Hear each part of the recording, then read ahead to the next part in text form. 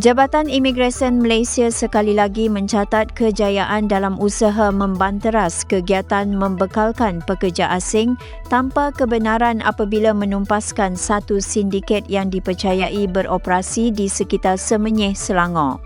Lebih mengejutkan, individu yang disyaki menjadi dalang utama merupakan seorang pemastautin tetap Malaysia atau MyPR yang dipercayai mengurus dan membekalkan pekerja asing kepada majikan tanpa kelulusan sah. Operasi khas itu dilaksanakan pada 15 Julai 2026 sekitar jam 12.20 tengah hari oleh Bahagian Perisikan dan Operasi Khas Jabatan Imigresen Malaysia dari Ibu Pejabat Putrajaya. Tindakan diambil selepas risikan selama sebulan yang membawa pasukan penguat kuasa ke dua premis perniagaan dan premis makanan yang disyaki dijadikan pusat operasi sindiket. Hasil pemeriksaan, seramai 7 individu berjaya ditahan. Mereka terdiri daripada 5 lelaki warga Bangladesh, seorang wanita warga Bangladesh dan seorang wanita warga Thailand yang berusia antara 27 hingga 57 tahun.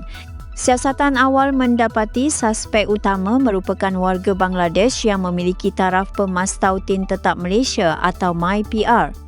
Turut dikesan seorang warga Bangladesh memiliki pas pelajar manakala seorang wanita warga Thailand memiliki pas lawatan kerja sementara sebagai pekerja restoran. Beberapa individu lain pula dipercayai berada di negara ini tanpa dokumen perjalanan atau pas yang sah.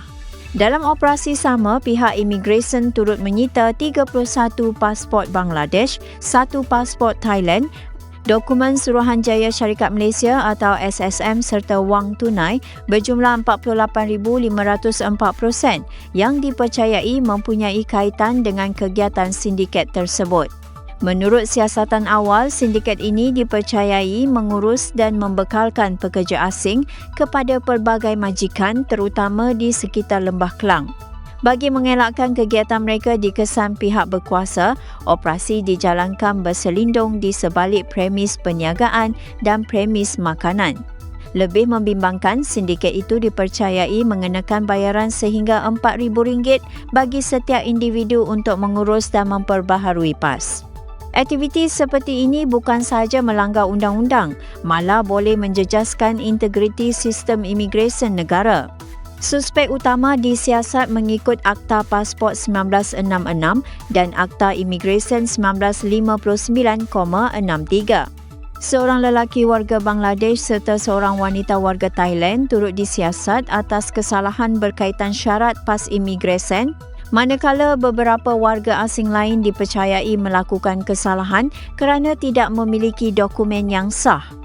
Kesemua individu yang ditahan dibawa ke Pejabat Imigresen Putrajaya bagi membantu siasatan. Pada masa sama, beberapa individu termasuk warga tempatan turut diberikan notis untuk hadir memberi keterangan.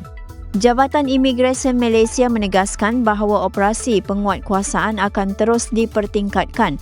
Mana-mana individu atau majikan yang terlibat dengan penggajian atau pembekalan pekerja asing tanpa mematuhi undang-undang akan dikenakan tindakan tegas. Usaha berterusan ini diharapkan dapat membanteras sindiket yang mengambil kesempatan demi keuntungan di samping memastikan keselamatan, ketenteraman awam dan kedaulatan negara terus terpelihara. Terima kasih kerana menonton. Jangan lupa subscribe dan jumpa lagi di video seterusnya.